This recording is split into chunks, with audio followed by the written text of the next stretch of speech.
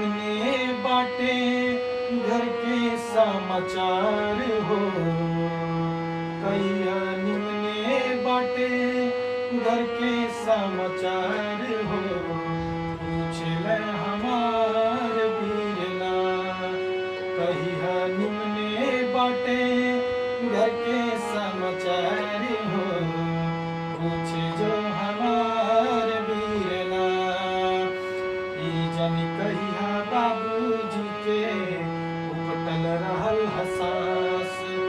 जन कहिया की घरवा होला बेरे बेरे उपास हो। ई जन कहिया बाबूजी के उपटल रहल हसास। जन कहिया की घरवा होला बेरे बेरे उपास।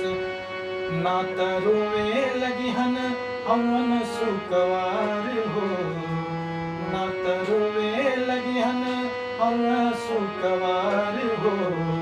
पूछ जो हमार बीरना कहिया निमने बाटे घर के समाचार हो।